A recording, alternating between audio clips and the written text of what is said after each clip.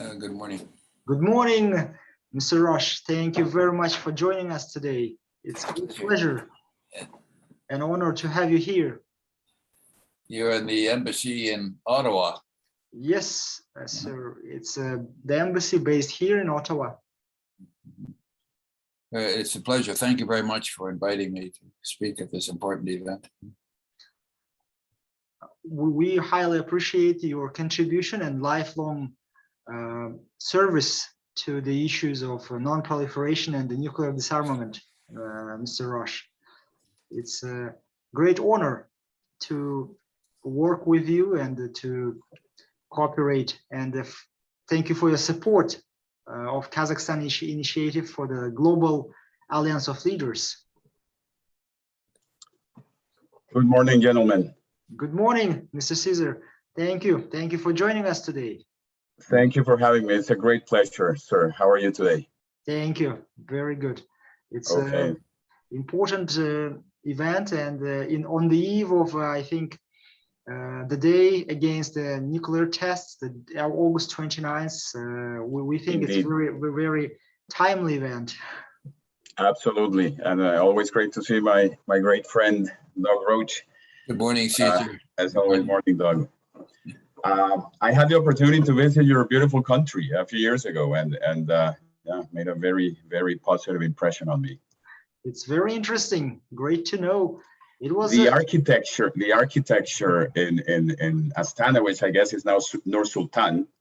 Yes. Is breathtaking. Just breathtaking. Yes, amazing. I didn't know what to expect, but the architecture in particular got my attention because it was really a remarkable city. Thank you, Mr. Cesar. It's great to hear that you have visited Kazakhstan, and you know from first-hand experience. Country. Yes, absolutely. So it's a great pleasure, to be with you, and looking forward to this event in a few minutes. Thank you for your support, gentlemen. It's Thank you. Okay, I'm just going to shut my camera off for 2 minutes, and then I'll be right back. Yes.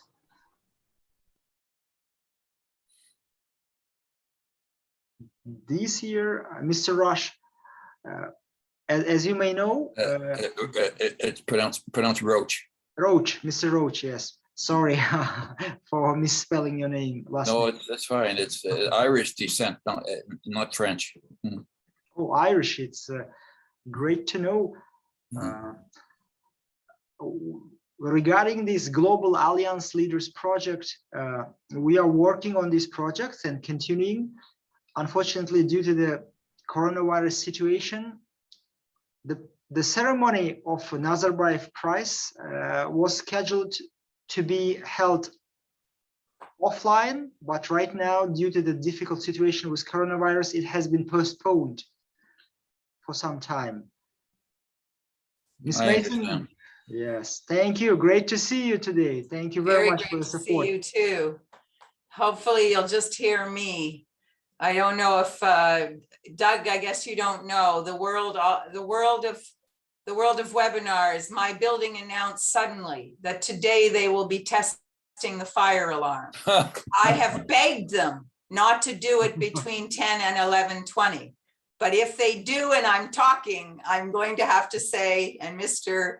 Rustemov is ready, fire alarm testing, mute myself, and then he will take over. So it means we have to be nimble to respond to these challenges in the new situation. Flexibility is but the least of our virtues that we have to have. Well said, well said. And there we are. Oh, there's Cesar. Hi. Peggy, good to see you. Good to see you too. And so we're just at now, pronunciation. Am I correct in saying Murat Rustemov? Is that correct? Yes, definitely. And what about our other speaker, Alemjian Akmatov? Yes, yes, Alemjian. He's just, I think, online. Alemjian yes. Akmatov. Okay, because I just want to get that right. Thank you. Yes. I think you have Yeramillo down at this Yes, point. I have Yeramillo down. Yes. I mean, there's a lot of, I want to say yeah for the L's though. I have trouble saying Yeramillo because it seems to me it should be Yeramillo, but I know you have the anglicized sort of version. Yeah. It's very interesting. Yes, Mr. Yeramillo. In our part of the world, your last name will be pronounced Jaramillo with J. Oh, right. Interesting. Yeah. I mean, my dad would say Jaramillo, and the opening sound is not ja, but ha. Yeah. And I actually grew up with the term junta, not junta. But in North America, everyone says junta. Right. Took me a long time to get used to that. The American domination of pronunciation, of course, is subtext here. So we've still got 5 minutes waiting for Alemjian Akmatov. Yeah. So I'm sorry. Can you see me? No, we can hear you, but we cannot see you. Have you? It shows your camera off. So can you check your video on, maybe? Yeah. I'm trying to do that. Of course you are. These are the challenges we all face. Yes. So, okay. Give me a second or a minute. Okay, so I see Robin is coming up. So he's not saying anything though. He's not speaking, right? No, okay. Thank you. It's just yes. We are showing up. Yes, great to see you, Mr. Robin. Thank you for joining us and supporting this important event. Is there an audience in Kazakhstan for this webinar? Yes, we are waiting some participants. We also sent the invitations to Kazakhstani audience. Yes. Yes, good. Yes, of course, it's still before 10, so they can't sign on, as I understand it. They can't sign on until 10 o'clock. Yes, but they are now, I think, yes. We'll join in a minute or in a couple of minutes. Yes, exactly. Because as I understand that's one of the things about the way the Zoom works is that you can't sign on early. Only the panelists can sign on early. So you have to wait,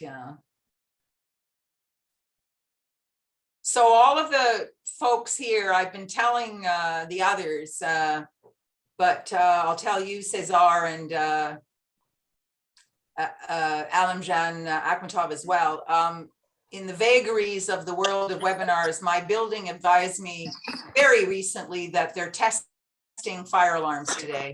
So I may suddenly have to mute myself, and Mr. Rustemov stands ready to take over. Thank you. So, Okay, that's a sign of the times, the situation.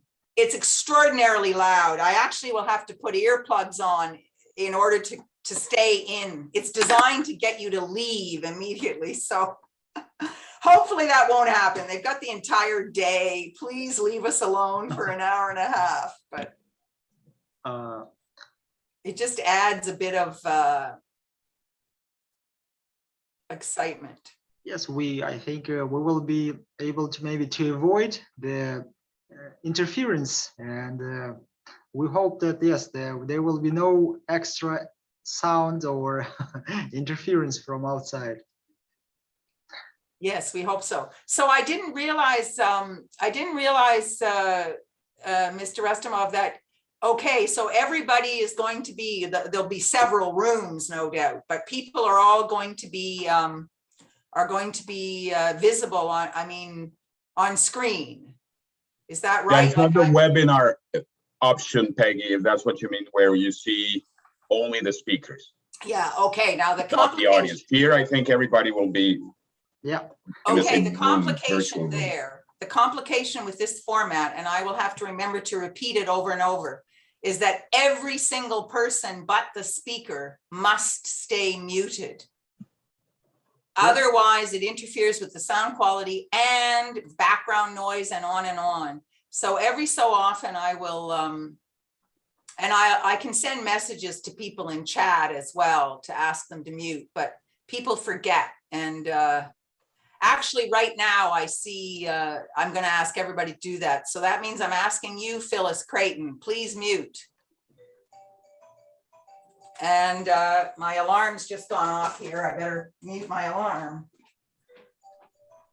I'm glad to see this is being recorded. There are a few people that can't attend but wanted to hear this afterwards. So I gather the embassy will make it available in one form or another after the event. Yes, Mr. Collins, we will be happy to share the recording, and I think it will help maybe some other participants who will not be able to participate today, but they will have an opportunity to see the recording after. Very good.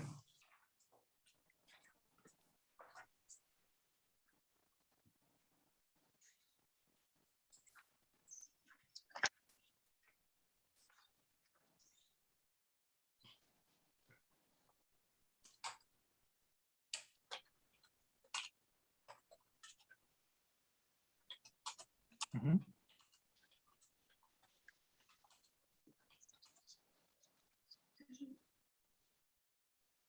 Проблемы с интернетом? Мгм. Ты же мог просто раздать с телефона. Нет, у меня.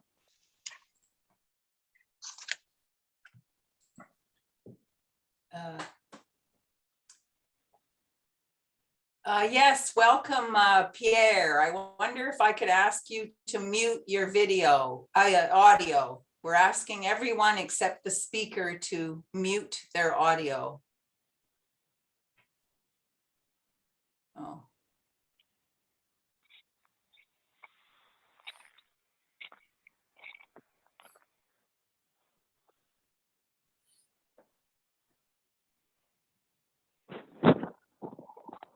Pierre, can you mute your audio, please? Hi. Please mute because we can hear sounds coming.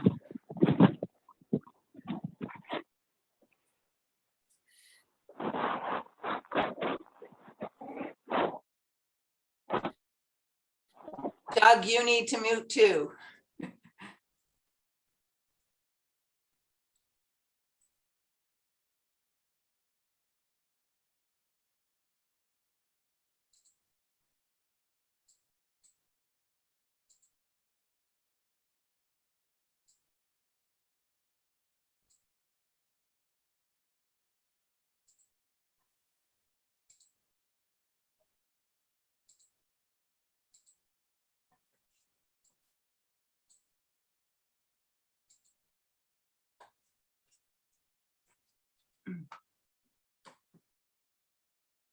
Just let me know, Mr. Rustemov, when you would like me to start. Yes, thank you, Ms. Mason. I think yes, we will, in a minute or in two we can start. As you have the most important role of a moderator. You can just say us what to do. Okay, I'll give it a couple more minutes then. People are still, as long as I see people joining in, I'm inclined to give them a little bit of time. We've built in some time on the program, and your attention.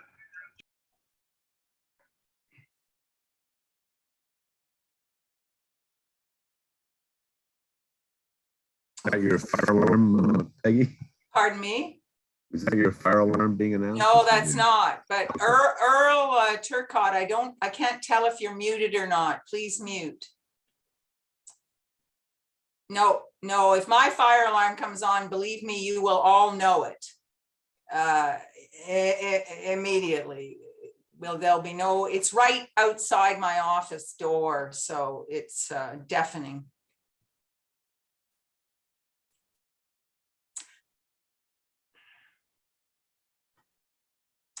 Yeah.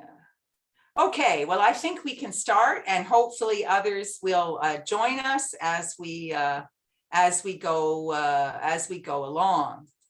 I ask first that everyone but the speaker, please keep your audio muted. This really, really helps with the sound quality for everyone. Good day. My name is Peggy Mason. I'm a former Canadian ambassador for disarmament and current president of the Rideau Institute, a foreign policy think tank dedicated to the UN ideals of peaceful conflict resolution and the progressive strengthening of international law. I have the privilege to moderate this important event. Kazakhstan's role in international security, nuclear disarmament and non-proliferation areas during 30 years of its independence. Before going any further, let me briefly address something that could only happen in the wonderful world of webinars. I just learned that my building is testing the fire alarm today, so I may suddenly have to mute my audio for the benefit of everyone's ears and allow Mr. Rustemov to take over. Hopefully, they will hold off the testing until after our webinar. Now, let me first thank our hosts at the Embassy of the Republic of Kazakhstan to Canada, and in particular to Mr. Murat Rustemov, counselor at the embassy, who successfully triumphed over some serious difficulties to ensure this important event takes place.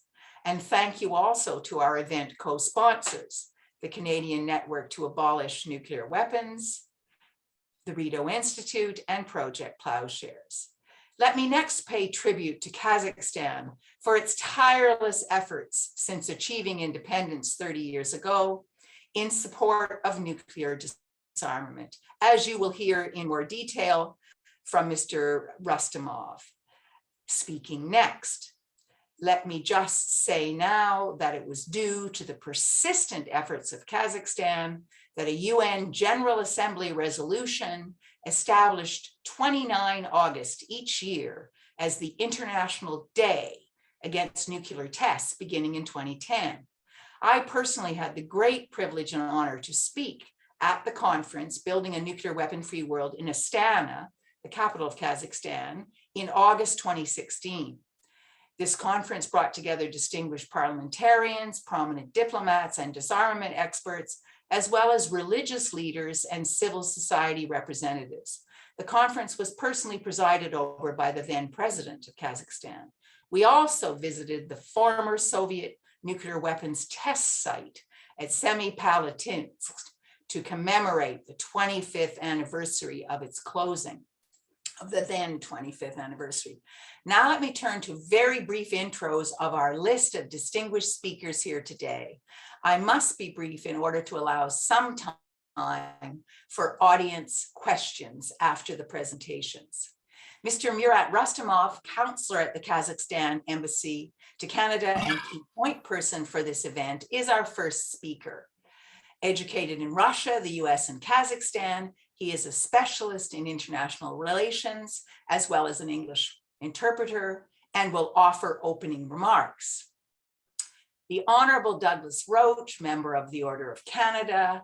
Our second speaker is a former journalist, former member of Parliament, former senator, and a former Canadian ambassador for disarmament, among many titles and distinctions and posts.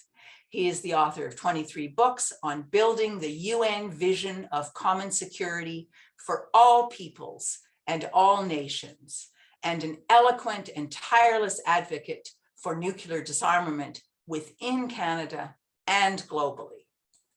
Executive Director of Project Plowshares since 2015, Cesar Yeramillo is a leading Canadian civil society voice in support of nuclear disarmament, outer space security, and conventional weapons control. He has been particularly eloquent in his advocacy in support of the landmark Treaty on the Prohibition of Nuclear Weapons, about which he will no doubt speak today. It's Cesar Yeramillo. We had so much discussion of how to pronounce his name that I managed to pronounce it wrong. Last, but certainly not least among today's speakers is Alemjian Akmatov, founding director of the Center for International Security and Policy in Kazakhstan. Like Murat Rustemov, he has studied at the famous Center for Non-Proliferation Studies in Monterey, California, and has experience in his country's foreign ministry. Notably, his center in Kazakhstan participated in the negotiations for the Treaty on the Prohibition of Nuclear Weapons and in preparatory meetings for the next NPT review conference, now rescheduled from 2020 to 2022. With those brief introductions, I turn to our first speaker, Mr. Murat Rustemov, Counsellor at the Embassy of Kazakhstan to Canada, who will give opening remarks. Over to you. Thank you very much, Ms. Peggy Mason, for this introduction. And I would like to thank today's participants and especially esteemed co-chairpersons of the Canadian Network to Abolish Nuclear Weapons, Mr. Robin Collins and Dr. Sylvie Lemieux. The Embassy of Kazakhstan would like to express its sincere gratitude for your strong support in promoting Kazakhstan's policy of nuclear disarmament and non-proliferation and co-sponsoring today's event. I also would like to thank the Honorable Douglas Rauch, Ms. Peggy Mason and Mr. Cesar Yeramillo for their strong support and contribution to today's event. Owing to your support, today's event became possible. And I would like also to welcome our Kazakhstan guest speaker, Mr. Alemjian Akmatov, the director of the Center for International Security and Politics. Dear friends, today Kazakhstan is at a very important stage of its development. On December 16th this year, we will celebrate the 30th anniversary of the independence of our country. This is a milestone for our relatively young country, but very important political event. Over the past almost 3 decades, our country has achieved a lot. For Kazakhstan, Kazakhstan has been recognized as a leader in non-proliferation of weapons of mass destruction and nuclear disarmament. Its military forces are involved in the UN peacekeeping operations. Our country has hosted the OSCE summit in 2010, served at the UN Security Council non-permanent membership in 2017-2018, and made a strong contribution to international security. Experts comment such Kazakhstan initiatives as non-proliferation of WMD, closure of the second largest test site in the world, mediation of the peace negotiations. Our country gave up the world's 4th largest arsenal of nuclear weapons. This policy contributed to strengthening of confidence from the major world powers, and the UN Security Council permanent member states gave their guarantees to Kazakhstan. As Ms. Peggy Mason mentioned today, on the initiative of Kazakhstan, the August 29th was declared as the Day of International Action Against Nuclear Tests. Our state, with the support of its Central Asian neighbors, also initiated the creation of a Central Asian nuclear weapon-free zone, and the corresponding Semipalatinsk Treaty entered into force on March 21st, 2009. By Kazakhstan's initiative in 2002, the Conference on Interaction and the Confidence Building Measures in Asia, the CICA, was established, which is an effective and universal structure for ensuring security on the Asian continent. Kazakhstan has also provided a mediation platform called Astana Process for peaceful settlement of Syrian conflict, and in 2017-2019 hosted 9 rounds of peace negotiations. Kazakhstan also played an important role in the conclusion of the deal on the Iranian nuclear program through the 2 rounds of negotiations between Iran and the 5+1 group in 2013 in Astana. It has also directly participated in the implementation of the Joint Comprehensive Action Plan on the nuclear program of Iran. In particular, Kazakhstan supplied this country with a natural uranium. In exchange, for Iran giving up its significant part of its enriched uranium. In 2015, Kazakhstan government signed a country agreement with the International Atomic Energy Agency to establish a low-enriched uranium bank in the east of the country to provide the whole world with guaranteed fuel for civilian nuclear energy, making significant contribution to strengthening the non-proliferation regime. And by the initiative of the first president of Kazakhstan, Elbasi Nursultan Nazarbayev, in 2019, the Global Alliance of Leaders for Nuclear Security and a Nuclear Weapon-Free World, the GAL, has been created. The goal of this alliance is to become an influential global platform, able to unite the world's leaders and organizations into a worldwide coalition promoting the creation of a safe future for humanity, free from the threat of nuclear war. And at the 75th session of the UN General Assembly, the President of Republic of Kazakhstan, Mr. Kassym-Jomart Tokayev, proposed to establish a specialized agency accountable to the UN Security Council and the UN's General Assembly, International Agency for Biological Safety, which in its activities will be guided by the 1972 Biological Weapons Convention. The agency is proposed as an organization affiliated with the UN and associated with it by a special agreement. So dear participants, I would like just to note that Kazakhstan is strongly committed to promoting regional security by strengthening confidence building measures through international and regional organizations. Our country is also committed to promoting international security through strengthening non-proliferation regime of weapons of mass destruction and nuclear disarmament. This is one of the pillars of the Kazakhstan foreign policy from the very first day of our independence. And our country sees these priorities as the most important for the world to succeed and to prosper, and also to avoid the threat of the nuclear war. I hope that today's event will help to promote these ideas, and I'd like once more to reiterate our gratitude to all speakers today, and I'd like to just wish everyone success in its goals, and thank you very much for your support once more. Thank you very much, Mr. Rustemov, and you have outlined for us the significant role that Kazakhstan has played and is playing in strengthening the nuclear non-proliferation architecture, and also in promoting very practical steps towards nuclear disarmament in the broader context, an essential broader context of building regional security mechanisms. So a very impressive list of ongoing efforts. And with that, I turn now to our second speaker, the Honorable Douglas Roach. You have the floor. Thank you.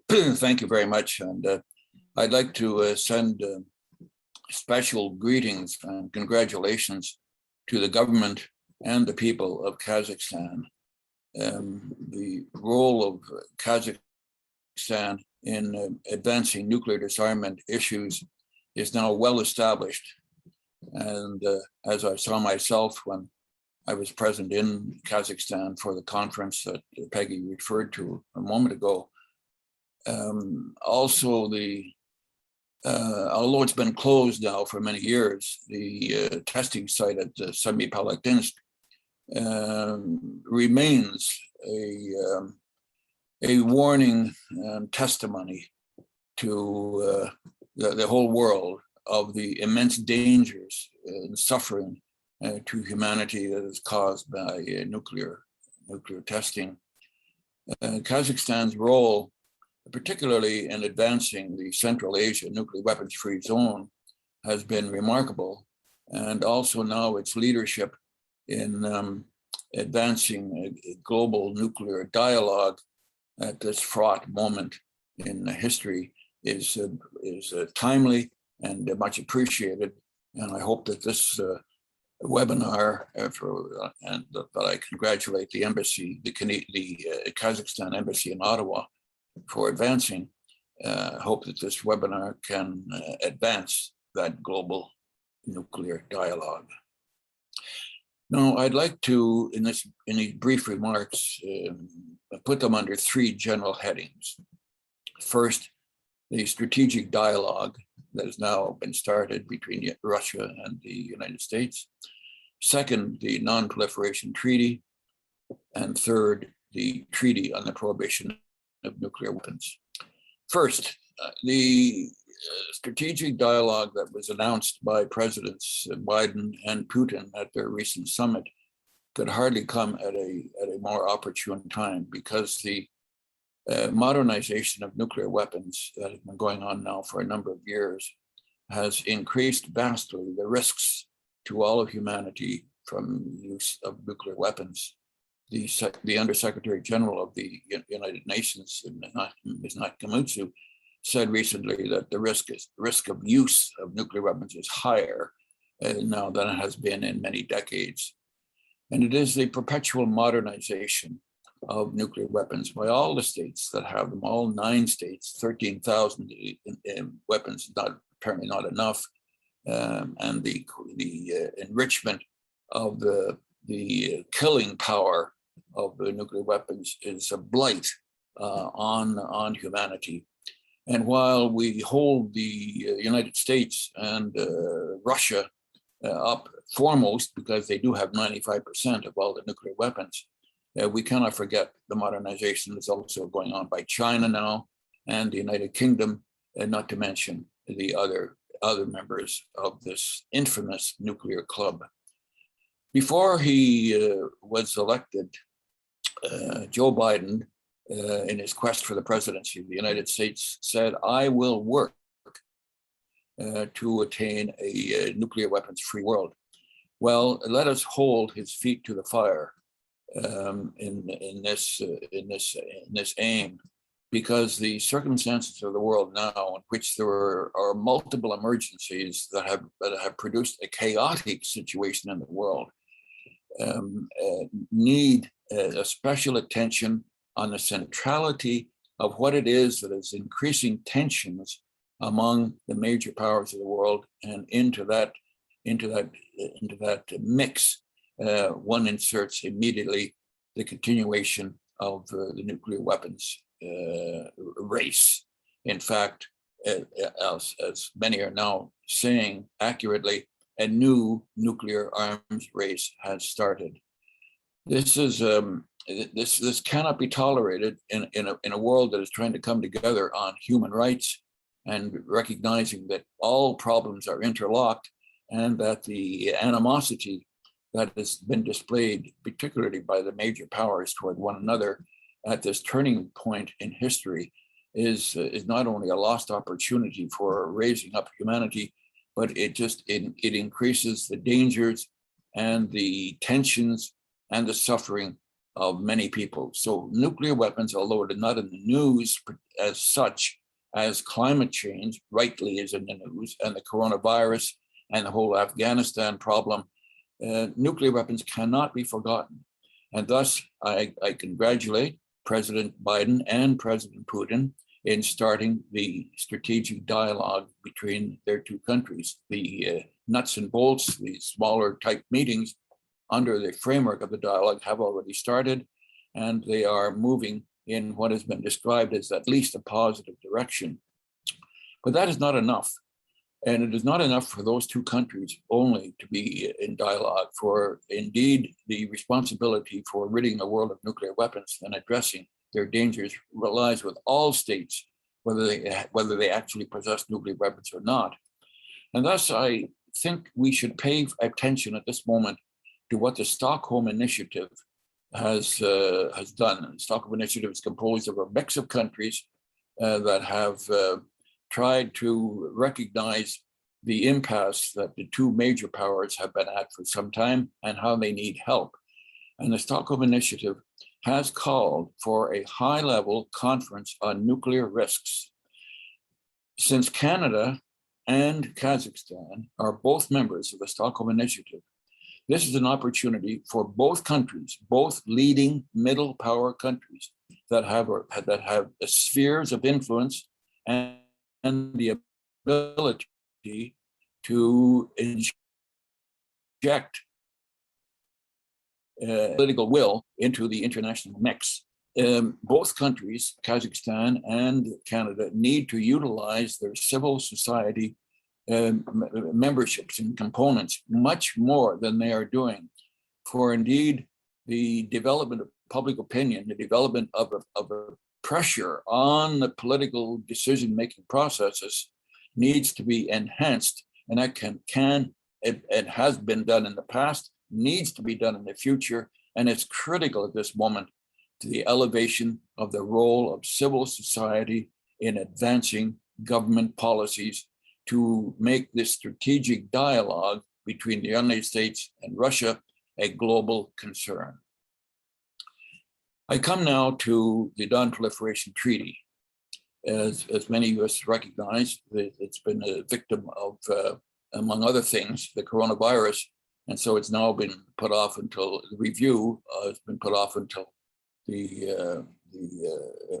early 2022. This will be the 10th review, which occurs every 5 years. And I have been at most of those 10 reviews over the years, and I can say with certainty that the nuclear non-proliferation treaty is in crisis. It is in crisis because its major aim, namely Article 6, that calls for good faith, comprehensive negotiations leading toward the elimination of nuclear weapons, has been totally ignored by the major powers. And thus it has caused a crisis of credibility for the NPT. And some are now saying that the NPT, the Non-Proliferation Treaty, 50 years old, should be jettisoned. It should be ditched, as they say, because it has not performed. I would like to dissociate myself from such a view and argue indeed in the contrary, that this is indeed the time to reinforce the Non-Proliferation Treaty. Just because it is weak and we have not achieved nuclear disarmament in the 50 years of its existence does not justify us throwing away the one multilateral instrument that brings most of the world, 187 states, together. And it is the cornerstone of the framework of the nuclear disarmament regime in the world. And we must be somewhat thankful as a result of the Non-Proliferation Treaty that while the nuclear weapon states have spread to 9 from the original United States in 1945, it hasn't gone beyond 9 yet. But as many of us recognize, stopping the proliferation of nuclear weapons will require much more disarmament by those who do have nuclear weapons to show that they are in good faith, words which are contained in Article 6 of the Non-Proliferation Treaty. Are they going to act in good faith in recognizing that we cannot have a two-class world in which some states arrogate unto themselves the right to continue to possess nuclear weapons while prescribing their acquisition by any other state? So the Non-Proliferation Treaty does have a role to play, and it has, particularly in stopping proliferation and in shoring up the peaceful use of nuclear energy through the excellent, one could hardly praise it enough, the International Atomic Energy Agency, the IAEA. So I think that rather than diminishing the NPT, we should say to use this forthcoming review conference, the 10th review, to diminish the role of nuclear weapons, to lower the operational status of nuclear weapons, that is, say, to put them on D-alert and thus reduce the chance of accidents by nuclear weapons. A successful review conference of the NPT, we had very successful review conferences in the year 2000 in which the states agreed to an unequivocal undertaking to the total elimination of nuclear weapons via a program of 13 steps. And we had a successful conference in the year 2010 when states agreed to a 64-point program. But it hasn't been fulfilled because the pressure was not continually applied to the nuclear weapon states. And I again come back to Canada and Kazakhstan, two remarkable states in important areas of the world with important spheres of influence of their own, to keep the pressure on the nuclear weapon states, those that they are particularly affiliated with. Kazakhstan putting the pressure on Russia, and Canada putting the pressure on the United States. So the successful review conference for the Non-Proliferation Treaty will depend, in my view, on further advancement of the Middle East question. That is to say, the goal of a nuclear weapons-free zone in the Middle East must continue to be striven for, even if it cannot be totally accomplished overnight. But I do think that that progress in the meetings that have been held, it gives us a sign that the Middle East may not be the blocking stone of the 10th review conference next year. What may well be a blocking stone is the major powers' refusal to acknowledge the new treaty on the prohibition of nuclear weapons. I want to repeat this. I believe that it is vital that the Non-Proliferation Treaty Review Conference, in its final document, in trying to achieve consensus, acknowledge that the presence of the Prohibition Treaty in advancing nuclear disarmament rather than denigrating it. So this brings me to the third area of my remarks today on the treaty itself, on the prohibition of nuclear weapons. As we know, it came into existence in the year 2017 when 122 states signed on, and now 58 states, 50 being the necessary number for ratification, 58 states have ratified it, and it is in operation. But of course, only for those states who have signed and ratified it. But what it does is raise the level, the norm of understanding and law and morality in the world against the possession of nuclear weapons. It is the only treaty that prohibits the possession of nuclear weapons. This is a milestone that has been achieved. And it was achieved by a humanitarian effort, a great humanitarian effort that was composed of both civil society and like-minded governments, working in combo to advance the ideas that since the Non-Proliferation Treaty had not delivered that which it was supposed to have achieved, namely in negotiations toward the elimination of nuclear weapons, that a new stepping stone, so to speak, would be created that would be a standalone document prohibiting the possession of nuclear weapons. And that document is not a challenge to the Non-Proliferation Treaty. It is not a detriment from it. It does not distract. Rather, the new Prohibition Treaty reinforces the Non-Proliferation Treaty and adds to the strength that the Non-Proliferation Treaty has. And thus it deserves respect, not denigration from the major powers that have given it the back of their hand. I think it is shameful that the United States, Britain, and France, particularly as the P3, and on the very day that the Prohibition Treaty was signed at the United Nations, issued a statement saying that they would never join it. However, history shows that all great movements go through three stages.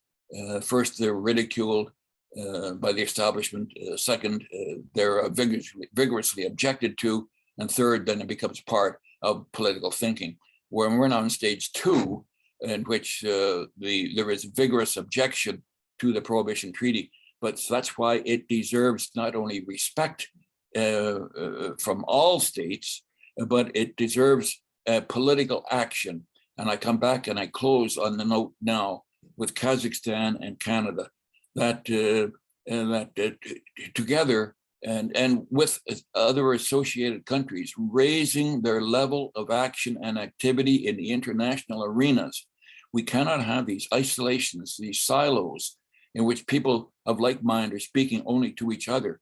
Kazakhstan and Canada are well suited to advance their ideas into international forums of not just like-minded countries, but countries that are not like-minded.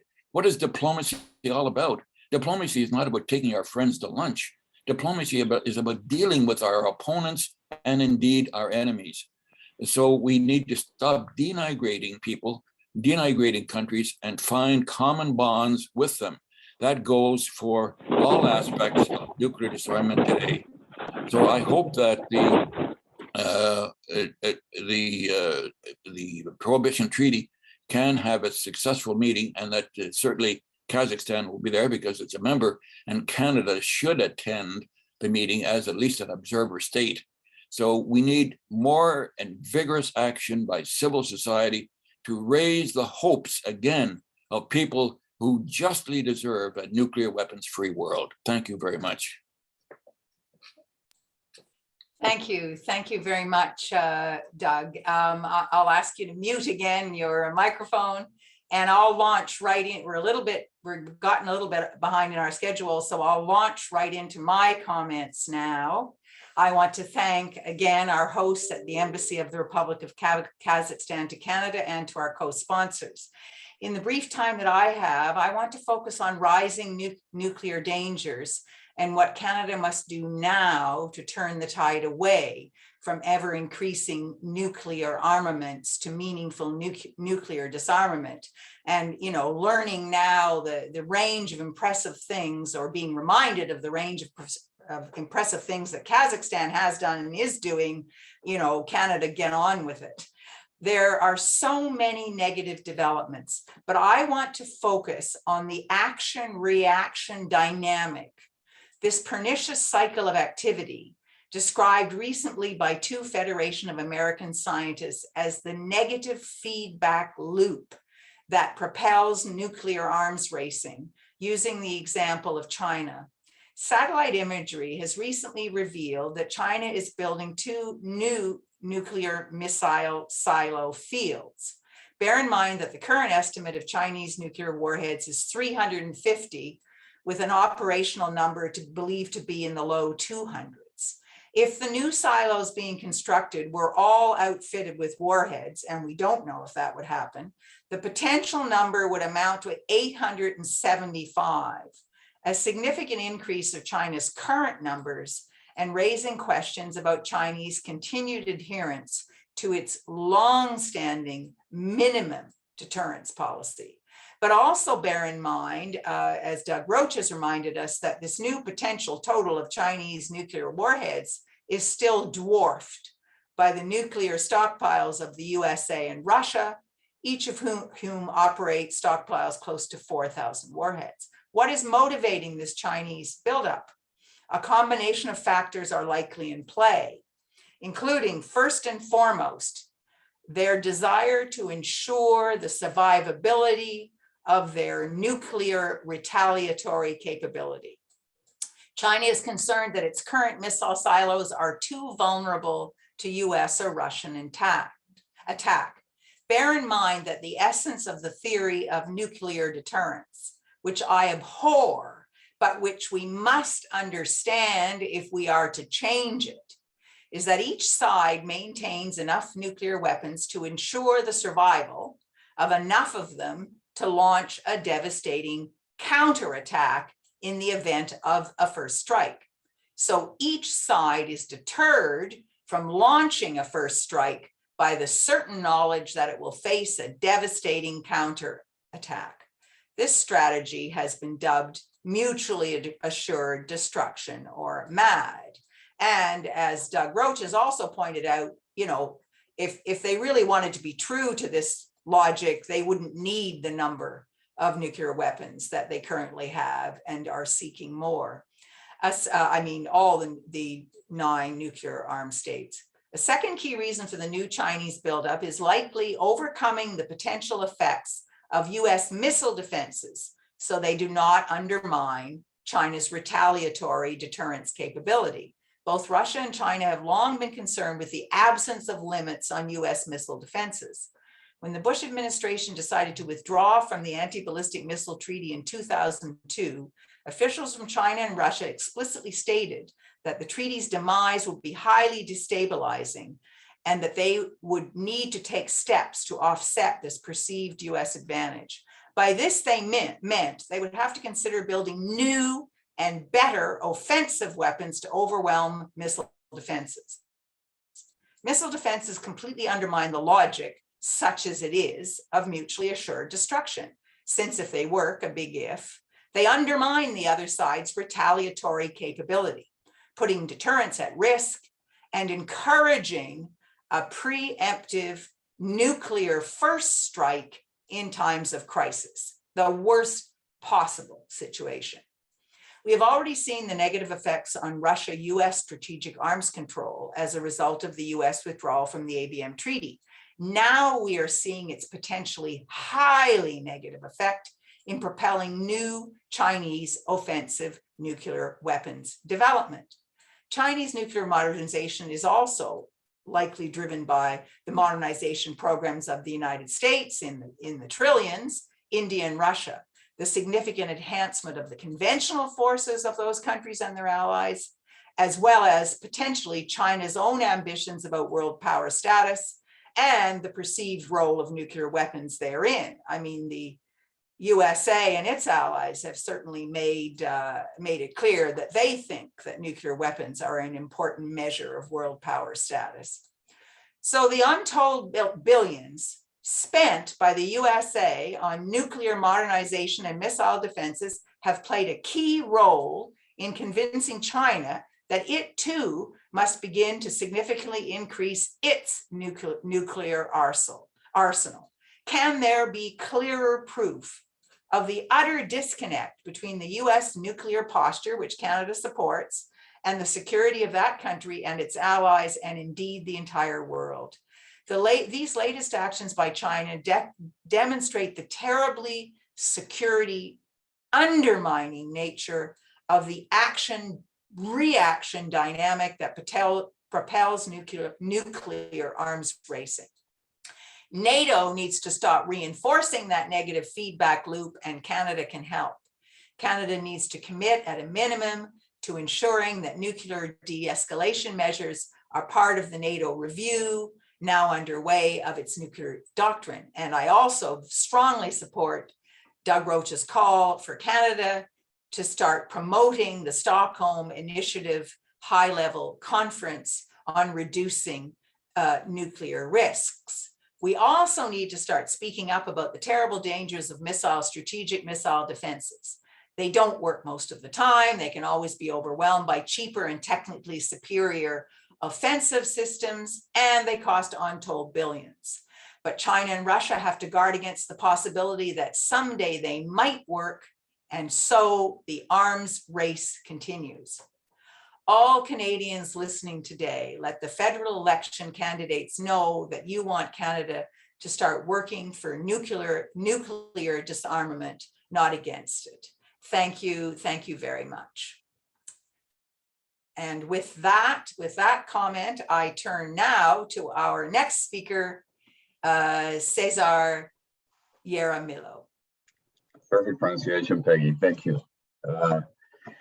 Thank you very much. I want to, it's a great pleasure for me to be here, and I want to start by expressing my appreciation to the Embassy of Kazakhstan for the kind invitation, and in particular to Mr. Rustemov. It's a great pleasure to be with you, sir, and with our distinguished guest today.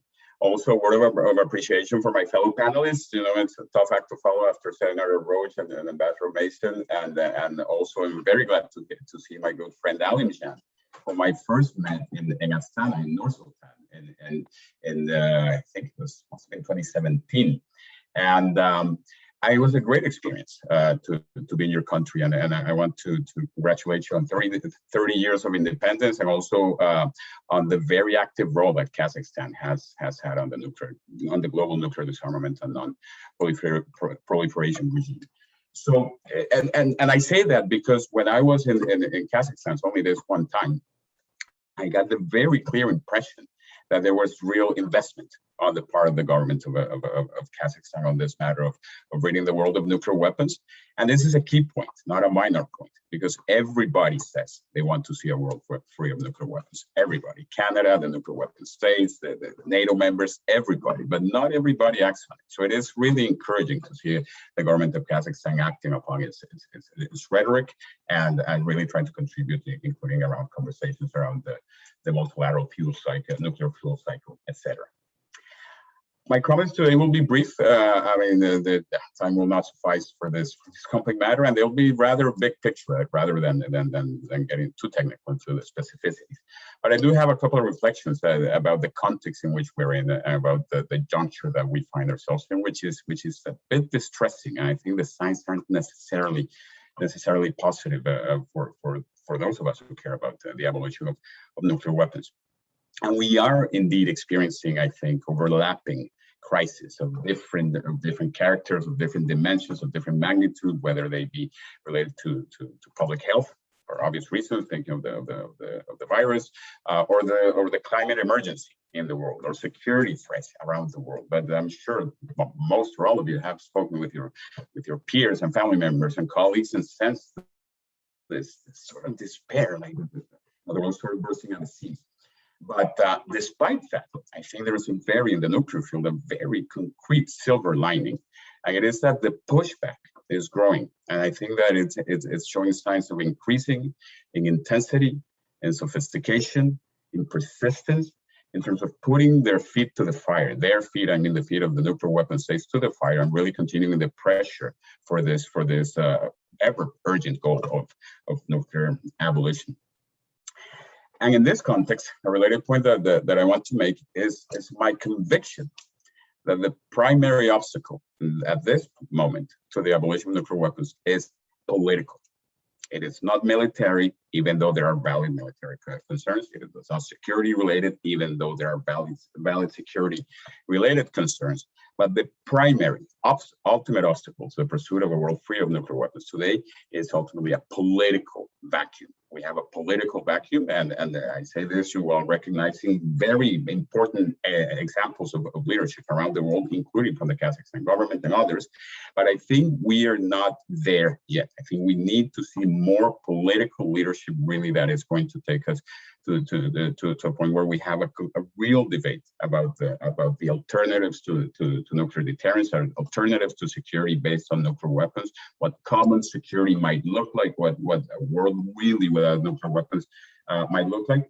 And I'm not sure we're there yet. You know, we see a lot of rhetoric, but I'm not seeing a lot. I think there's a very demonstrable lack of leadership in the world around nuclear weapons, and therefore, you know, the points that we make today are very similar. If we had this very webinar, perhaps not online 5 years ago, or 10 years ago, or 50 years ago, because the issues tend to be the same.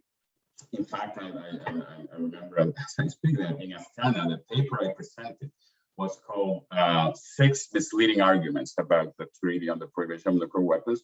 And this is already years ago, and the arguments are still, you know, in my view, equally misleading, including the fact that Cesar, if you could stay forward, because your voice is fading out. So I think you need to be, yes. It's okay, getting, okay, thank you very much. We want to hear every word.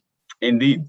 So I was saying that, that the arguments tend to replicate over time, and that is concerning because I think it's a reflection of a bit of a lack of progress. And I think, having said all this, in the current juncture, I think a lot of our attention, the collective global abolition movement, has to be, perhaps paradoxically, not on the nuclear weapon states, but I think on the nuclear dependent states. And I think that's really going to be a crucial part. And by that, I mean members of NATO and non-members of NATO, such as Japan and South Korea. But these collective security alliances that rely on nuclear weapons really are giving cover to nuclear weapon states. And I think in as much as that cover is taken away from them, we can really start to see some progress towards nuclear abolition. Because then countries like the P3, countries like the United States, like France, like the United Kingdom, will not be able to say, we have these nuclear weapons, not just for our protection, but we have them because Canada wants them. We have them because the Netherlands wants them. We have them because Germany wants them. And we owe them to offer this protection. But if these countries start to say, not in my name, not in my name, we are going to formulate, including within NATO, collective security arrangements that do not rely on nuclear annihilation, that do not rely on the possession of nuclear weapons. I think once we see that, I think the global discourse around nuclear disarmament will start to change. And a key, Doug Roach said something very, very important in this regard, and that is that nuclear disarmament is a shared responsibility. And this is not wishful thinking, this is by law a shared responsibility. So I think that for one thing, underscores the importance of initiatives such as those we have seen from the government of Kazakhstan, but also should prompt other governments like the Canadian, our own government, to be more proactive on the nuclear disarmament field, because quite frankly, we're not seeing the actions we're seeing, the rhetoric, the doctrines, the actions, in my view, are more closely aligned with those of nuclear weapon states than with the rest of the international community that is desperately calling for nuclear abolition. And so the call on the Canadian government, of course, is one, to embrace the Treaty on the Prohibition of Nuclear Weapons, which is really a milestone. I think even if you're against it, you got to recognize that it is a milestone, a historical development in the nuclear disarmament regime, and at the very least attend as an observer, as others have said, and which is a proposal that I wholeheartedly endorse. But my last few comments are going to be about, and I'm a big supporter of the TP Treaty on the Prohibition of Nuclear Weapons. I attended the negotiations. I was there in New York on July 7th when it was adopted, etc. But I think there's something to be said about beyond the TPNW or parallel to the TPNW that are actions that are urgently needed related to nuclear insecurity in the world today. I think this can be, the TPNW can serve and is already serving a very important purpose and a very important role in terms of sort of unlocking the political discussion and increasing the pressure, because this is ultimately a political struggle of the highest order. But beyond that, the TPNW and or parallel to the TPNW, I think a lot of work has to be done on concrete things that are going to really decrease nuclear insecurity. For instance, we need to salvage the JCPOA, the Joint Comprehensive Plan of Action, otherwise known as the Iran nuclear deal. This is a hard-earned deal. This is an example of diplomatic activity that we can all be proud of. The alternative is not an overstatement to say that the alternative could have been military action in that region over that matter. So the fact that a deal was achieved under those most challenging of circumstances really is something to praise, and it's a shame not only that it's being abandoned by some of the key players, but some of the observers, including Canada, have not been more assertive in defending such initiatives. Secondly, I think sooner or later we need to get nuclear weapons out of Europe. Tactical nuclear weapons stationed in Germany, in the Netherlands, in Turkey, in Italy, in Belgium, and that is not just contrary to the spirit and the specific provisions of the Nuclear Non-Proliferation Treaty, but a concrete source of instability, a concrete source that makes strategic stability between the major powers, Russia and the United States, ever more difficult when you have that. So we need to really think of ways, in which we can get those weapons out of Europe, and we need to more generally think of creative, peaceful, legal means of persuasion when it comes to nuclear weapons states. I think the international community we do a pretty good job on strongly worded statements, but I think we need to be creative about how else we can put their feet to the fire. If you have a bomb, if you have a grenade in your house, you know, you have kids there, everything stops until you get rid of the grenade. We have a grenade in the house situation, and you know, you're not doing parties, you're not doing anything else, you deal with the grenade situation. I think if states are serious about nuclear weapons being an existential threat of the highest order, I think their rhetoric and in particular their actions needs to match the gravity of the threat and the urgency of finding a solution. And from that perspective, I think we need to be creative and specific about pressure mechanisms that the P5 feel and that are going to hopefully start turning their attitudes about nuclear weapons possession. I'll leave it there. Thank you very much. Thank you. Thank you very much. And I turn with great pleasure to our last but not least speaker all the way from Kazakhstan, from Astana, Alemjian Akmatov.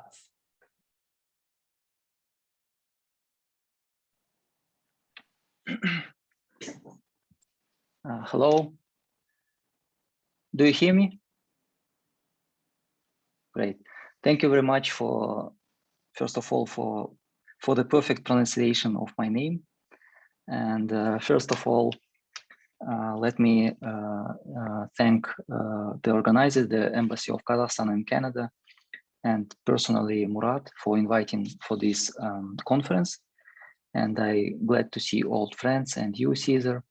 I remember very well how we met each other in August 2017. You are right, at Pagwash conference, was 4 years ago, right? So since my English is not mother tongue, not my native English language, I will read a prepared statement. So the Center for International Security and Policy is a Kazakhstani non-governmental organization focused on disarmament and international security. And CISP is a member since 2017, is a member of the international campaign to abolish nuclear weapons. And just briefly, let me mention about Kazakhstan's initiatives and what we had in past. As you know, around 500 nuclear explosions were carried out at the Semipalatinsk nuclear test site, of which 116 were conducted in atmosphere. According to the experts, the total power of atmospheric explosions was 2.5 thousand times higher than the power of the atomic bomb dropped on Hiroshima. In Kazakhstan, more than 1.5 million people suffered from nuclear tests. The Semipalatinsk nuclear test size was actually 18,500 square kilometers, which can be compared with one of the European states, for example, Belgium. Kazakhstan voluntarily renounced the world's fourth largest nuclear arsenal. At that time, Kazakhstan possessed 1,040 nuclear warheads deployed on 104 intercontinental ballistic missiles, 30 strategic bombers, and 600 kilograms of highly enriched uranium.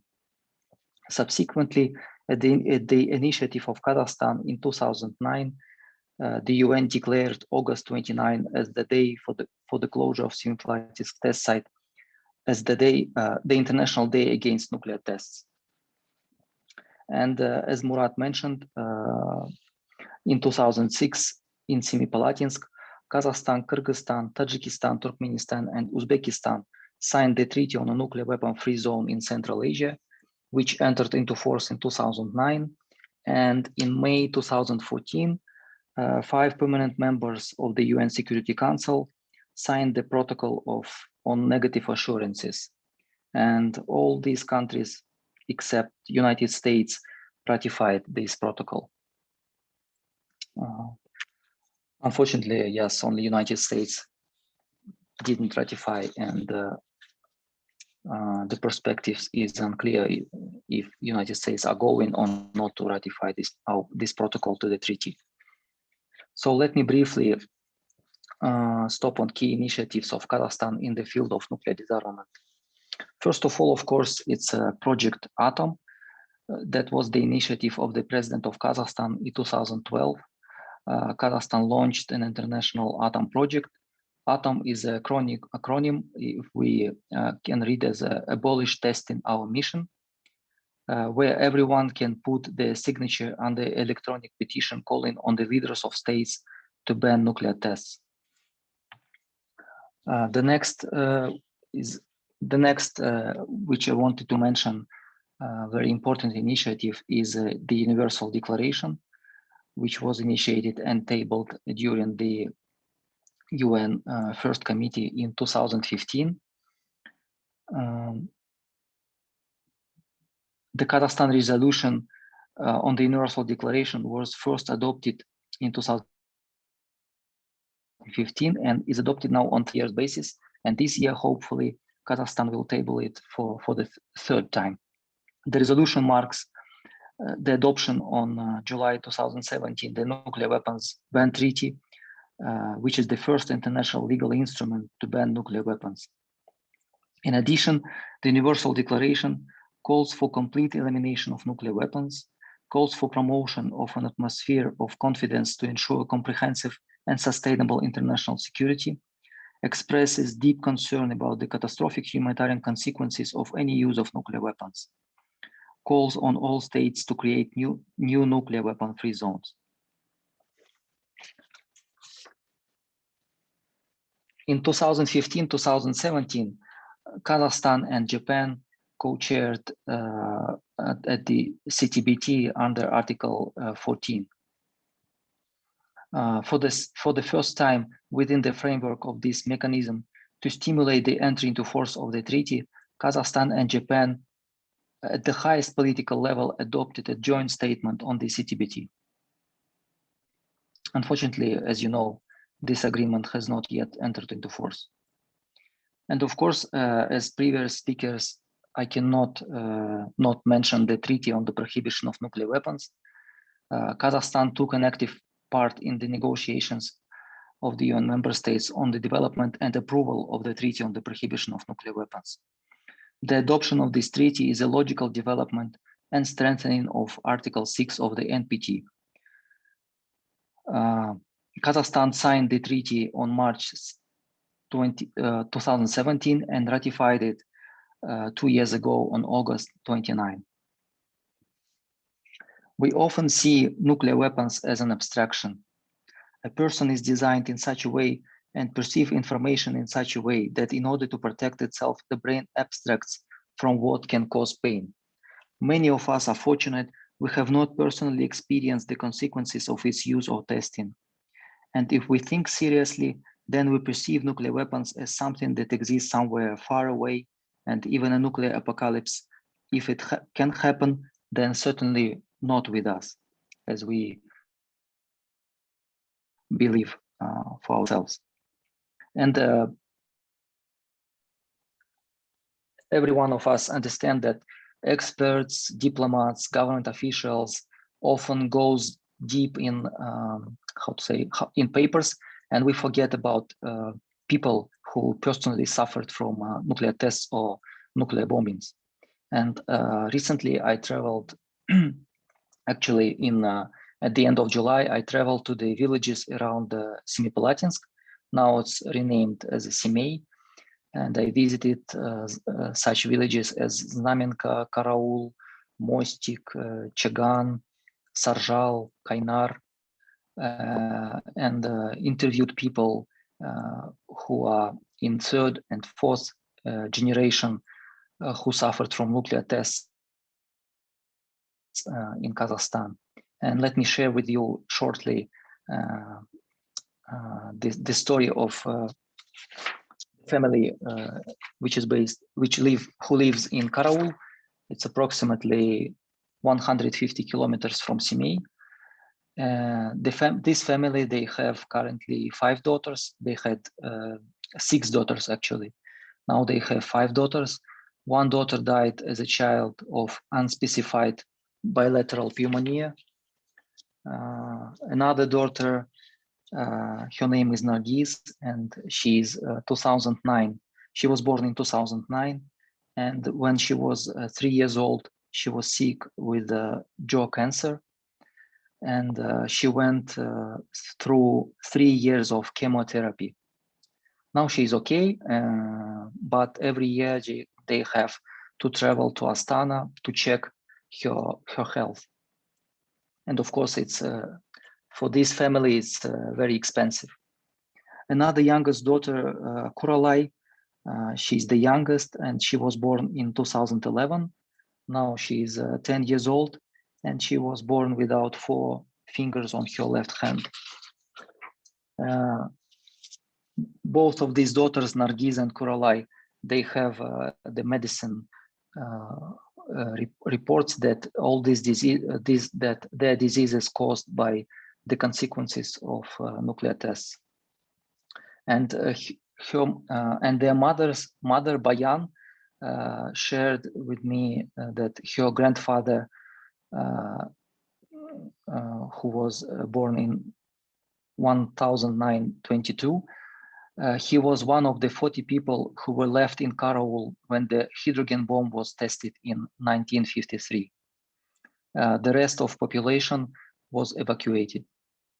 And she remembered that her grandfather said to her that the consequences of tests would affect the 4th generation, and that this 4th generation are her daughters.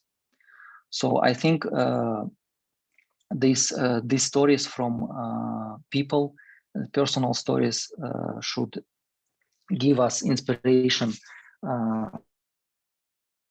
to put all our efforts to nuclear disarmament, and to remember that every moment our planet is threatened by the risk of nuclear war. Is it a human error, system failure, or terrorist attack? The catastrophic consequences of which humanity simply can. Thank you for your attention. And if you have.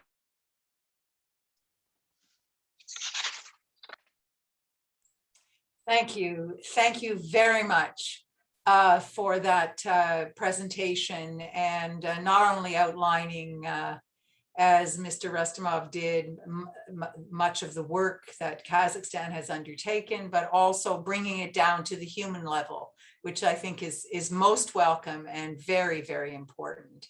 And we turn now to, and I thank all the speakers, all of whom, and I have to say I can't take any credit for coordinating this. We all somehow came at the issue each in our own way, and I hope in a complementary way. And I thank all speakers for that. And we turn now to our discussion and question time. And I've put into the chat on the side that folks can, they can indicate that they'd like to ask a question orally. If you go to the bottom of your screen, there's this reactions button. And if you click on that, you can choose raise your hand, and then I can see that you, if you want to speak, because many are not on screen, so I couldn't physically see their hand.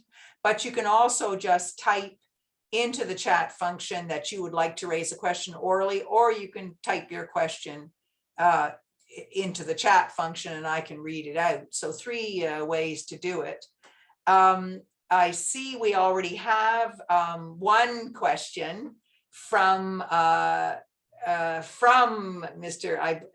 embassy, it says, but I think it's Mr. Rustemov, we know. In a way, and the question is, can the world free from nuclear weapons be a reality in the near future?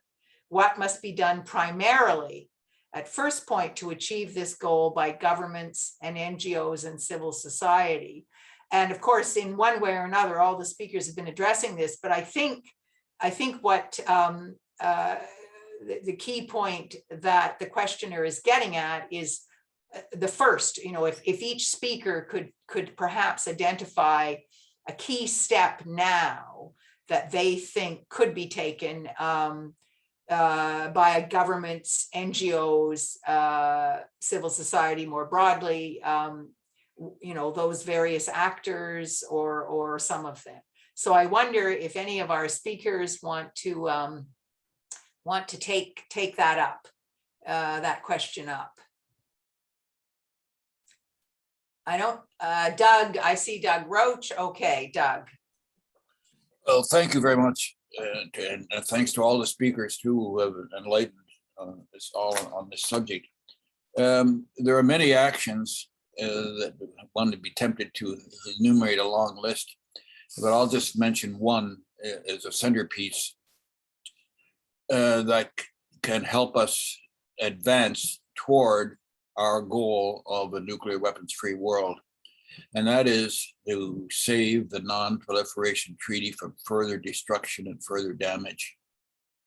The Non-Proliferation Treaty is the cornerstone of our hopes and the legal regime to produce through comprehensive negotiations a nuclear weapons-free world. So in terms of affirming our desire for a nuclear weapons-free world, and in terms of the political realities of how to get there, I would concentrate our thinking on the Non-Proliferation Treaty, and that it be the nuclear weapon states be pushed through the mechanisms of the treaty to fulfill their obligations, to be transparent, and to show their compliance, to recover their unequivocal undertaking that they expressed in the year 2000, and to take on active programs of diminishing the role of nuclear weapons and lowering their operational status. There's much more to be said, of course, about getting to a nuclear weapons-free world, but for me, a centerpiece is saving the Non-Proliferation Treaty. Thank you very much, Doug. And I see Cesar wants to jump in as well, and then Just I'll have a comment. briefly, and yeah, and I believe Alemjian might as well. But just briefly, I endorse what Doug said, and yeah, we can't or should not allow a crumbling of the new NPT regime for a host of reasons. But I think we also need to recognize that the NPT, as valuable as it is, I think there is a real loss of credibility, and I think a few would put their money on the NPT being a credible vehicle today that makes abolition a realistic prospect through the NPT.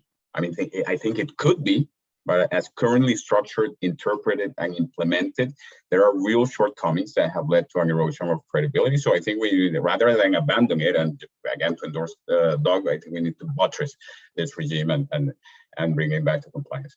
And in terms of specific actions, very briefly, I think there is value to political statements, when they are meant in good faith. There's a bit, and if we heard from the P3, from the Pre-5, very unequivocal indications of an end point, beyond vague platitudes about abolition, but there is no process. It's remarkable. There is no process today that would lead any reasonable observer to believe that we're on track to abolition. There's the NPT discussions, there's the TPNW, there's Geneva, Vienna, New York, overlapping things happening, but there's no coherent process, no path that seems to take us to abolition. So I think, and that needs to be created, that space, and then it can be linked to the NPT or to the TPNW or to the Nuclear Weapons Convention. I think we get hung up on the technicalities and the semantics of it. I think we need a process, some real leadership. And in this context, I do believe that even though it is a shared responsibility, as we have said before, there is something to be said about the US and Russia having a bit of a special responsibility for getting this process started.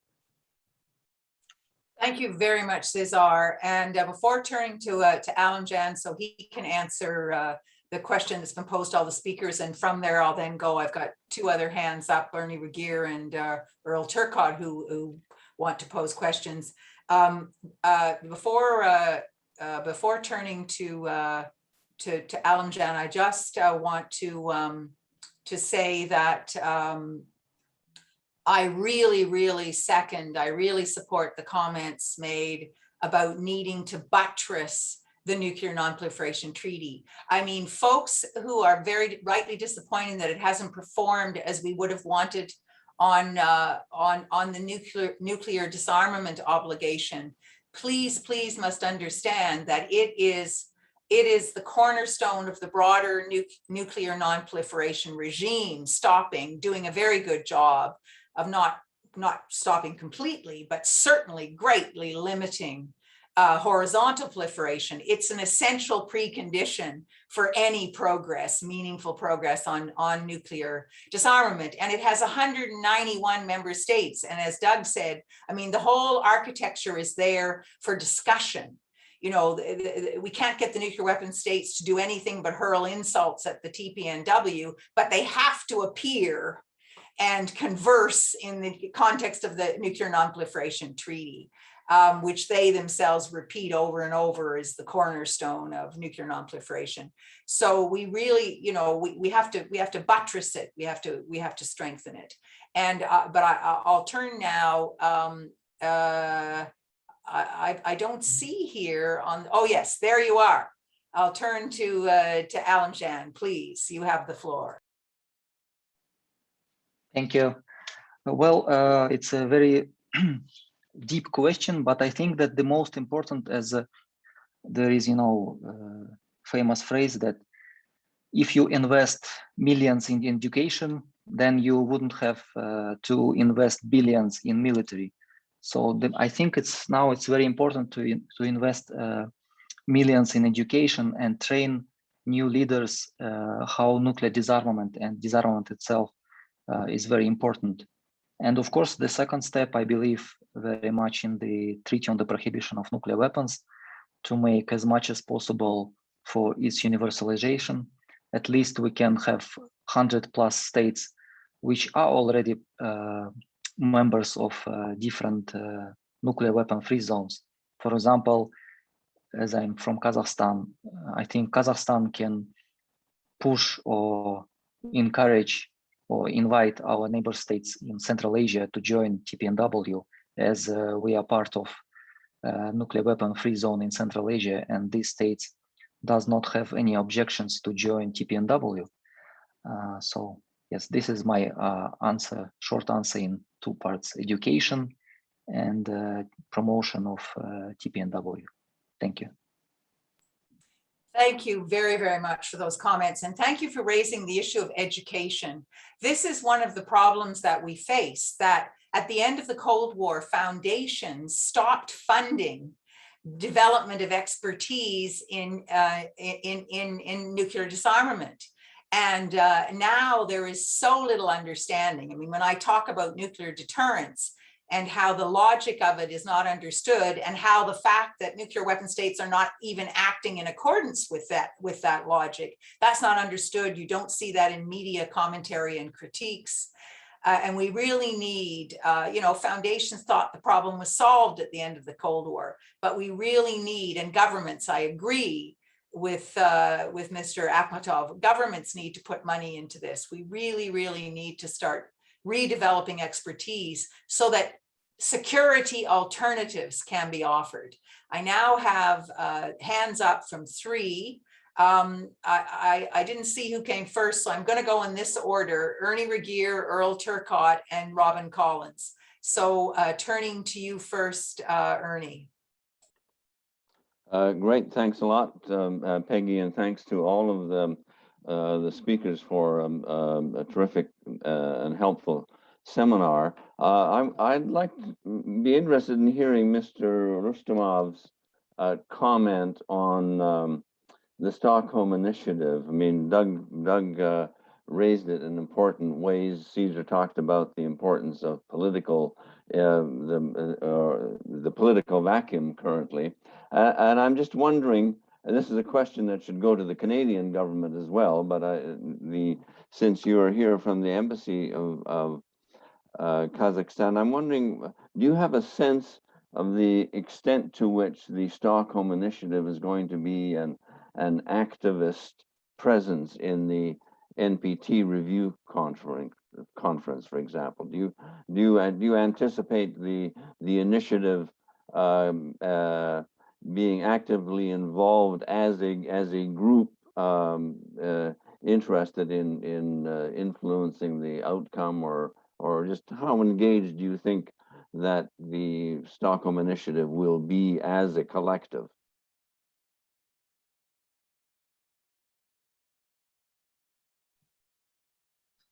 Thank you, Mr. Reger, for your very important question. I'd like to support also the statements of previous speakers. The political support is very important in these issues of the non-proliferation and nuclear disarmament.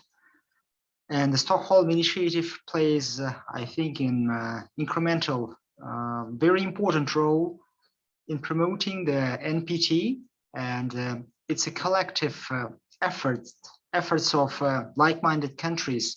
Kazakhstan supports strongly Stockholm Initiative, and as of my knowledge, the government of Kazakhstan participates in all meetings of this Stockholm Initiative, and also our government is tabling the proposals to increase the collective support to the NPT, and also this is one of our priorities of the foreign policy of Kazakhstan. And we think that this initiative will be very instrumental in promoting the NPT, and like with like-minded countries like Canada and other countries, it's very important for us to unite our efforts in promoting this initiative as one of the instruments to promote NPT itself. Thank you very much for that, for both the question and the answer, because it's very, very important to hear that that boost of support for that initiative. And I think that's something, certainly the Rito Institute, we have tried to draw a lot of attention to the Stockholm Initiative, but I think we're going to start focusing now on more countries that are involved, including Kazakhstan, and their views on this, and try to build some momentum. We've got a bit more time now that the NPT review conference has been delayed again due to the pandemic. We can work on that further. And I turn now to Earl Turcott for his question or comment. Thank you, Peggy, and thank you to the organizers of today's event and to all panelists. This has been excellent. I have to say I'm disappointed that we don't see much greater participation. I suspect it's because most people are occupied with jobs in the middle of the workday, but I'm delighted that this is being recorded, and I hope that hundreds, if not thousands of people in Canada and around the world are able to view that recording after the fact. I'd like to particularly thank the government of Kazakhstan, most of all for the example that you have set for the rest of the international community, all the reasons that have been described today in the past 30 years, getting rid of your nuclear arsenal, the leadership, the international leadership that you have undertaken in multilateral fora, and indeed in your bilateral work, in overtures you have made to individual governments, including, I know, our own. And I think that hopefully over time will bear some fruit in terms of encouraging greater Canadian leadership. A few quick points. One is I'd like to strongly endorse one of the many important points that Doug made about the continued importance of the NPT. I have to admit I was a skeptic for some time and thought we'd be just as well to jettison it and let the TPNW take over. But as has been pointed out so eloquently by Doug and Peggy and Cesar and others, everyone, they are indeed complementary and must be seen as such, and that message must be constantly reinforced, in multilateral fora and indeed elsewhere. The pressure that is being brought to bear by the Stockholm Initiative is commendable, and I'm delighted that Canada is a part of that. I wish we had had ministerial level representation at Stockholm Initiative meetings to date. I don't believe we have had yet, but at least Canada is a participant. That is direct pressure on nuclear weapon states is very important. Equally important, a point that Cesar made, maintaining pressure on nuclear umbrella states, because they have a lot of direct influence, and I can hardly wait for the day when one of the umbrella states, hopefully our own, says, thank you, but we no longer want to be under the umbrella.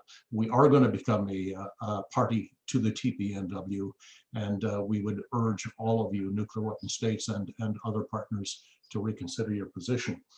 One issue that hasn't come up that I would like Mr. Rustemov, if we have time, to address is the leadership that I know Kazakhstan has taken in trying to engage world leaders. I forget, Mr. Rustemov, what this initiative has been called, but I do know that there's a particular initiative in trying to encourage world leaders to come together in forming a large coalition, and in order to promote nuclear disarmament, in particular to engage all world leaders. I wonder if you could speak to that for just a moment, please.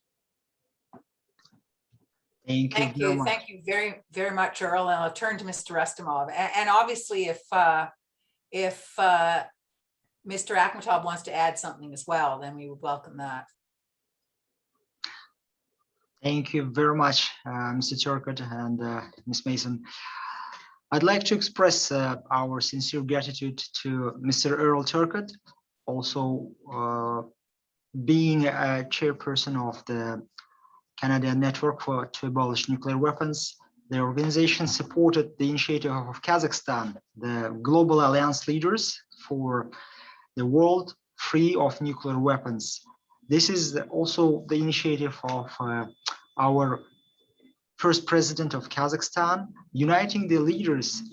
Its purpose is to unite the leaders of the world, like-minded people who support the ideas of the world free from nuclear weapons and world free of possibility of nuclear war. And right now we can see that there is a strong support from the leaders, the presidents, the prime ministers of many countries. And also the embassy would like to express its gratitude to Mr. Douglas Rauch for his support of this initiative, the Global Alliance of Leaders. And the document, the UN document, was registered, also promoting this initiative at the beginning in January 2021. And now it's official UN document, making its this initiative as an official organization. And this year, as you may know, the 29th of August is the important day for all of us. It's the International Day Against the Nuclear Tests.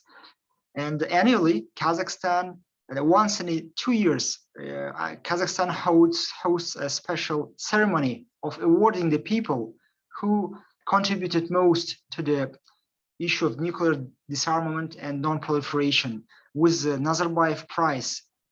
And this year, unfortunately, due to this coronavirus situation, the ceremony was postponed. But we do hope that very soon we will have the opportunity to host this ceremony. And the initiative, the Global Alliance of Leaders, will be also one of the main points of this awarding ceremony. We hope that we will be able to inform you about this ceremony very soon. Kazakhstan supports very much this your ideas, and we would like to thank you for this your strong participation and contribution to the issue of the nuclear non-proliferation and disarmament. Thank you very much. I don't know if Mr. Akmatov has anything that he wants to add or not to that.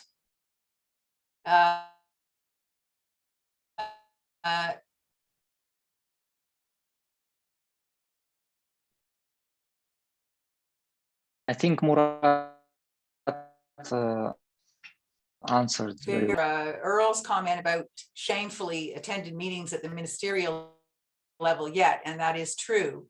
But as Doug Roach pointed out earlier, doing some sleuthing, and I found it in an American arms control, the prestigious American Arms Control Agency issued a press release about a letter, a very important letter that the Stockholm Initiative, that Sweden had sent on behalf of the Stockholm Initiative to President Biden, calling attention to some of the key features of the initiative.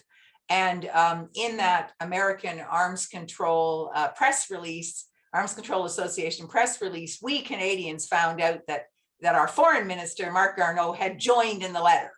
So we take great comfort in the fact that it now is receiving the ministerial attention that it should have been receiving all along. With that, I will turn, we're at, Robin, yours is the last question because we're basically at time, but you've had your hand up, so we'll turn to you. I better make it a good question.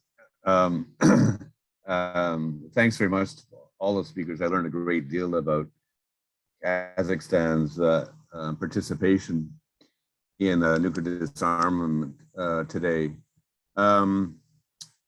There are some parallels to be made between Canada and Kazakhstan in some ways, I guess historically at least, in terms of close proximity to the two major nuclear weapon states politically, historically at least. I mean, obviously there's some, we don't want to exaggerate the parallels, there's distinctions, including the experience of Kazakhstan in testing and I guess possessing nuclear weapons. And although Canada had American missiles for a while on our shores,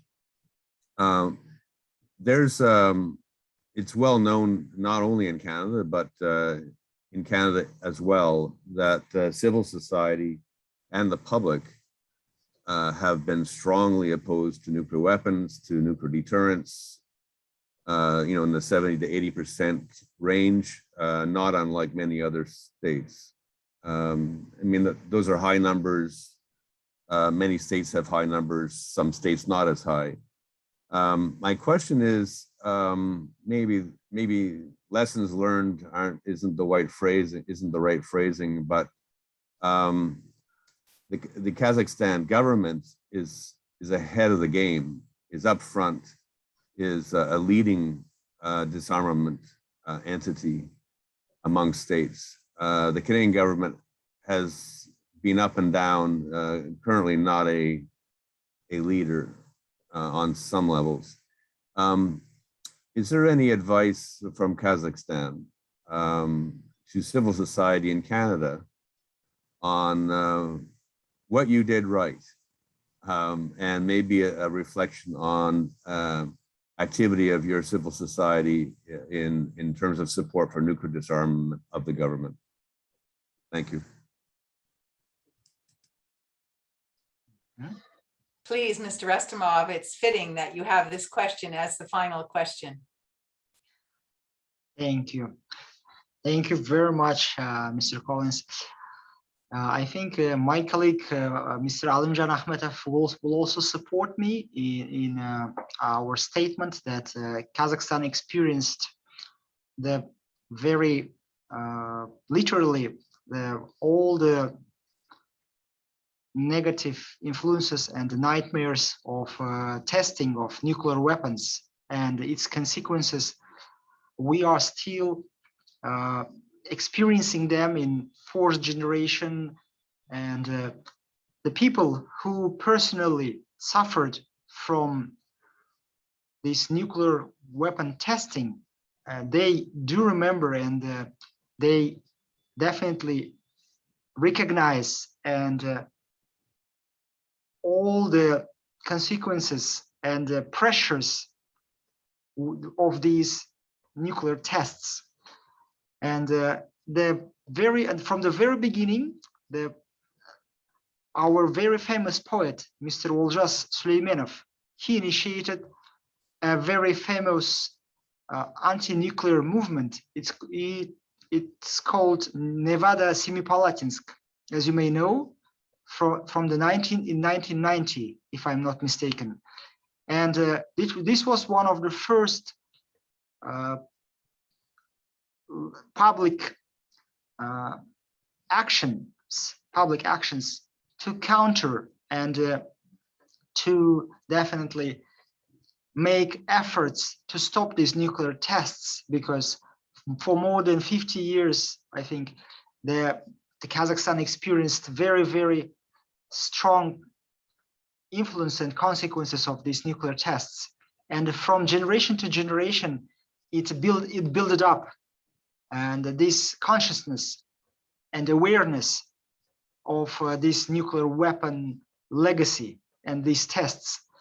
And the NGOs and also the institutions and the public opinion, they are very now currently strongly definitely support nuclear disarmament and non-proliferation in our country. And we would like definitely to support the like-minded people in other countries, because we do understand that this legacy definitely it's a very difficult and very strong legacy, which will help us to understand and recognize all the possible consequences of using the nuclear weapons.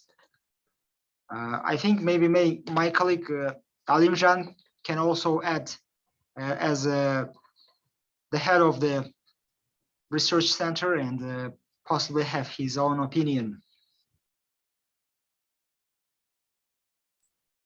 Thank you. Thank you. And please go ahead, Alemjian. And you really do have the last word. Okay. Thank you very much for this privilege.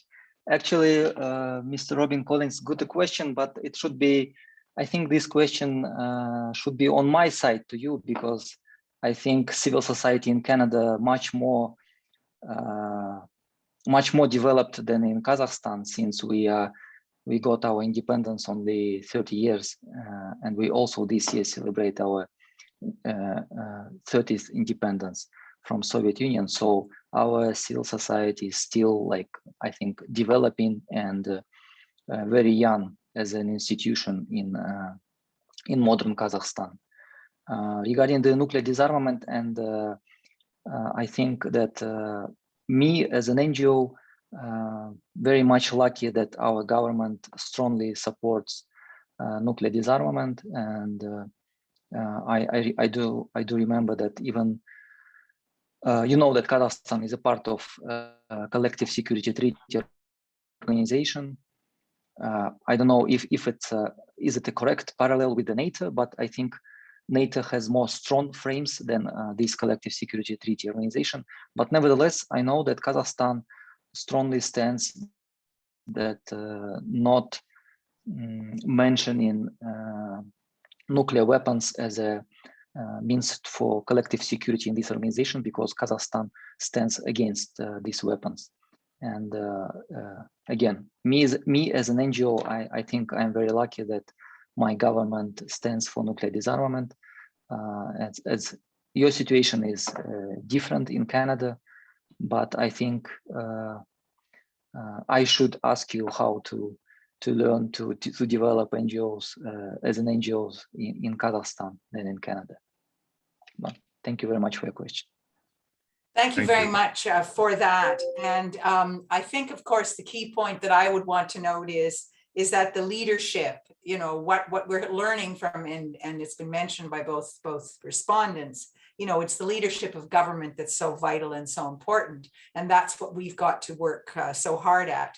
But there's also been another very key point made, just Alemjian just made, and that is when he referenced the Russian-led Regional Security Alliance, the CTO, in which Kazakhstan is a member, but at the same time is in no way supporting nuclear weapons as a necessary guarantor of security. And of course, theoretically, that is possible for NATO member states to do exactly the same thing. They're not bound by the treaty to endorse the nuclear alliance, the strategy of the nuclear alliance. So we end on that note of, yet again, we can see a different arrangement and a much more inspiring arrangement, the role that Kazakhstan has taken with respect to its membership in its regional security alliance with a nuclear weapons state, Russia. So I thank everyone very, very much. I really look forward to the recording. I echo Earl Turcotte's words that, you know, for technical reasons where we weren't able to promote this the way we would have liked to. And we really look forward to widely promoting the recording so that many more Canadians and beyond interested in nuclear disarmament can be inspired by the work that that Kazakhstan is doing. If our host has any final statement, then I give the floor to you. Thank you, Ms. Margaret. I'd like to definitely express my sincere gratitude to all participants of today's event for your strong contribution in promoting the nuclear disarmament and the non-proliferation issues. Your work is important, is essential, and your support is also, I think, instrumental in this big, great work. And we hope to work together, and definitely, I think there is a long way to go, but with doing every step each day, we will make this our goal closer with our each step. Thank you very much. Thank you. Thank you. Thank you. Thank you, Mr. Rustemov. Thank you. Thank you. Good day. Good day to you all. Thank you. Bye. Bye-bye.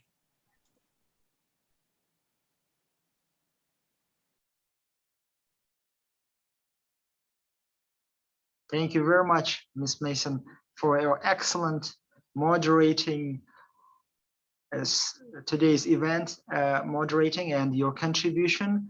I think it made it special, especially your role as a, I think as a leading person for today's event. And I'd like to definitely say a special thank you to you. Thank you. That's very, very kind of you. And I was absolutely sincere in my point about us wanting to really promote the recording. Yes, because I think at this point, when many are feeling discouraged about the lack of leadership from our own government, I think that what Kazakhstan is doing can actually serve as inspiration for us all across. It's across the range of issues. It's not of aspects. It's declaratory statements, demonstration by the leadership that this is vitally important, but then it's promoting very concrete steps, including the very important aspect of building regional security, being involved in negotiations, not only on nuclear non-proliferation, but also on very difficult conflict resolution negotiations as well, that you mentioned, the Astana process, for example. All of these things which all need to go, they're all part of the package of removing the illusory reliance on nuclear weapons and moving to enduring security, regional and global security mechanisms. So I really hope that we can get this message out further and welcome further activities with you. And on that note, I think we really must say goodbye. Thank you again. Thank you very much.